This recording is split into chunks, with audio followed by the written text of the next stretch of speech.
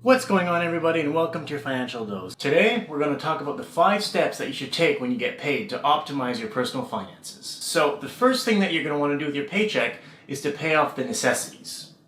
These can include groceries, rent, car payments, insurance, things like that, things that you actually need in order to keep living your way of life. Now, yes, not everybody needs a car, but if you need a car to get to work, well, that car then becomes a necessity. Now, hopefully, the idea is to keep the necessities as low as possible relative to your income. So if you do necessities over total income, the actual percentage that you would get is going to be small. And the smaller that percentage, the more you can actually put away to save. So after paying off your necessities, the second thing that you want to do is pay off high interest debt. So that could be in the form of credit card payments, and that could also be in the form of overdue debt. So for example, if you had a cell phone bill that you forgot to pay or that you didn't pay for multiple months and that went to collections, what happens when a telecom company, a cell phone provider actually doesn't get the money for multiple months, they will sell your debt to a collection agency and then they will be tasked with collecting your debt. Sometimes the interest that they charge on the loan outstanding could be much higher than what the telecom company was charging initially. Not only that, also it tends to affect your credit score negatively if your debt actually goes to a collection agency. Because not only will it decrease your overall score, it'll also ding your file and say, oh, well, this person has debt that went to a collection agency. So anytime that, let's say, you want to go to the bank and get a mortgage approval, they can't do it automatically. Because there's that ding in your file that says, oh, this person may have problems paying off debt or has had problems paying off past debt, you need to actually meet these people physically and interview them to make sure that they're no longer in the situation that they were whenever they had that overdue debt. So now looking at the credit card balances, on average you would have about 20% interest on that charge per year.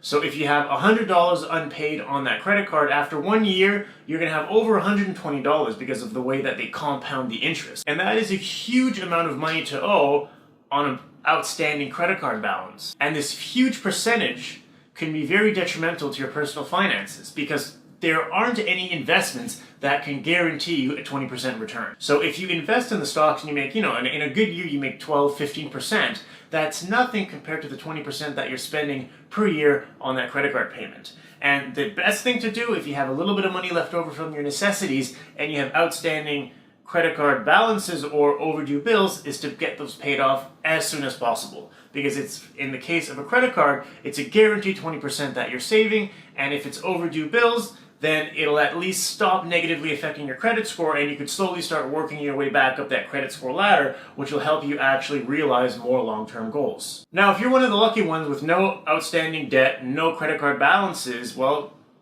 point 2 doesn't really relate to you. But point 3, I would say, relates to everybody, and that is having an emergency fund. Now, I think with what we've seen recently with the whole pandemic and people losing their jobs, people getting laid off, people temporarily getting laid off because there's no sense in working because nobody's going out, nobody's spending their money, well, if you have an emergency fund, it makes that whole process a lot easier to handle.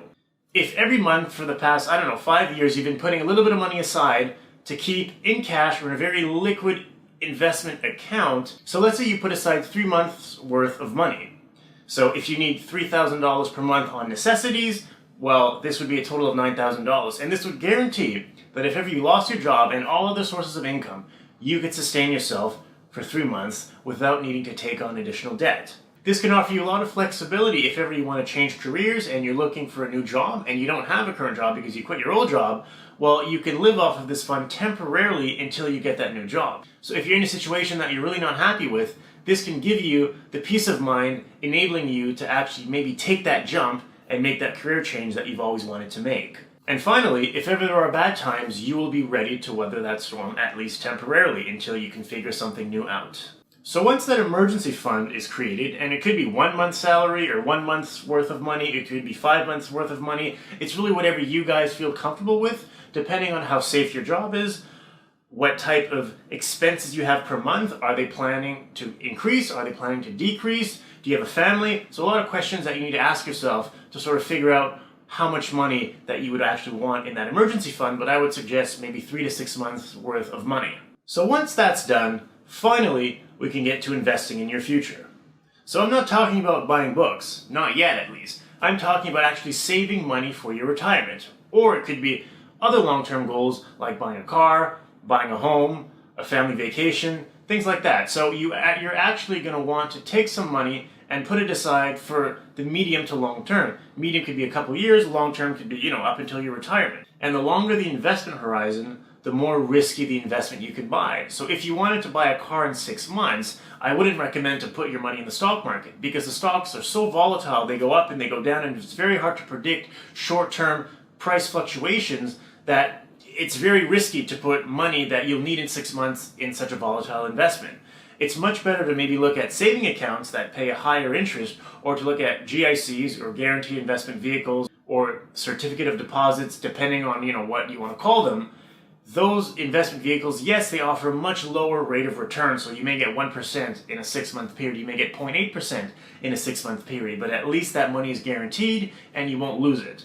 Because if you're depending on that car to then get that job that you wanted, and you actually take the money that you're going to use to buy that car and you put it in the stocks and you lose 20% of it, you can no longer afford that car. Then what do? You put yourself in a very tricky financial situation because you matched a risky investment and a very short-term time horizon.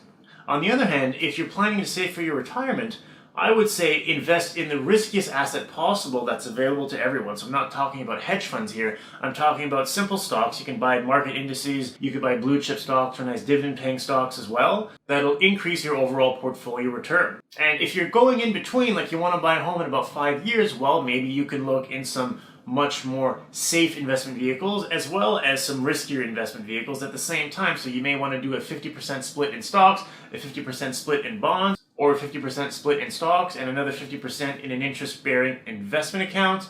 So it's really up to you guys to figure out what you feel most comfortable with. But just as a rule of thumb, the shorter the investment horizon, the less risky the assets need to be that you actually purchase. And for a lot of you out there, this may seem like a really daunting task because you think about all the things that you want to buy, you think about all the things that you need, and how hard it is for you to actually not live paycheck to paycheck, and how hard it is to actually start saving money or putting money aside. There's 2 suggestions that I have for you.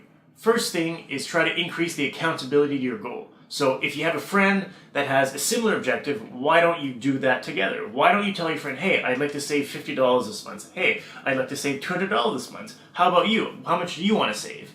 And that way, you guys can check in on each other and sort of guide each other back on track if ever you started drifting. The second thing that I would suggest is to create an automatic saving program. So most financial institutions have a sort of program that every time you get paid, or every 2 weeks, or every 3 weeks, or every month, it'll automatically take a certain amount of money and put it in a specific account. So you can have a saving account, you can have an investment account where, for example, you may buy mutual funds, and it'll automate the savings process for you. That way, you don't even have to think about it.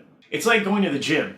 If you leave work and go directly to the gym before going home, it's a lot easier to actually make sure that you work out as opposed to leaving work, going home and get dressed and get out of your home again to go to the gym and then come back. You want to automate that going to the gym process. So right from work you go to the gym. You also want to automate your savings process. So set up some automatic transfers that'll automatically withdraw a certain amount from your checking account and either put it in a saving account or an investment account. And some of you may be saying, well, what's the point? I can only put aside $50 a month. I can only put aside $10 a month. Well, first off, if you actually start saving money, you'll get into the habit of putting money aside.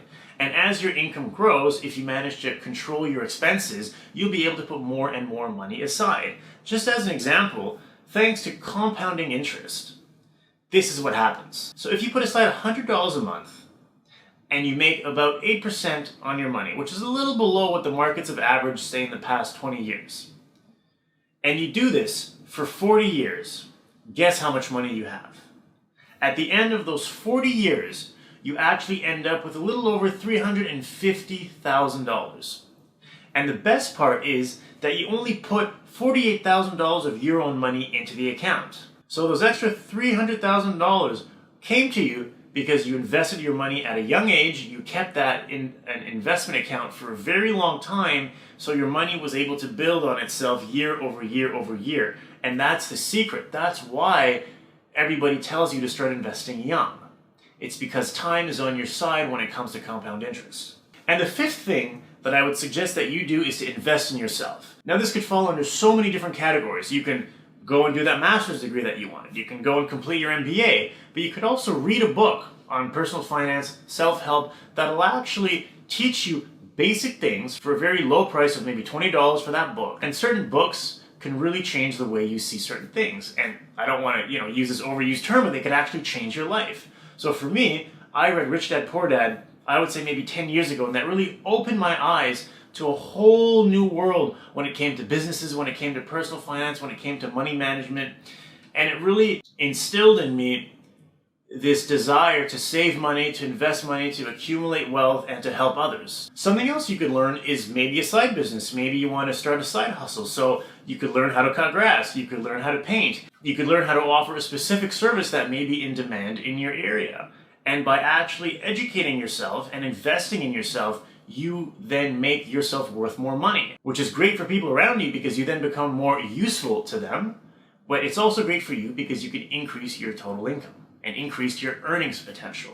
And if financial independence is one of your goals, then you can reach that goal much faster. Well guys, thanks for tuning in. I hope you learned something. In summary, what you need to do when you receive your paycheck is first, pay off your necessities. Second, pay off any overdue debt or high interest debt, such as credit cards and overdue bill payments. Third thing, create an emergency fund. That way it'll give you peace of mind if ever there are big changes happening in your life. Fourth is start investing in your future.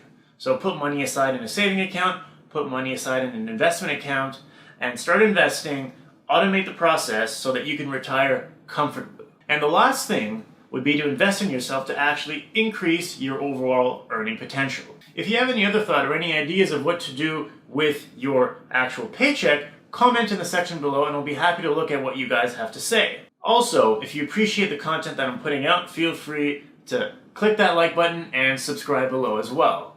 And I will see you guys in the next one.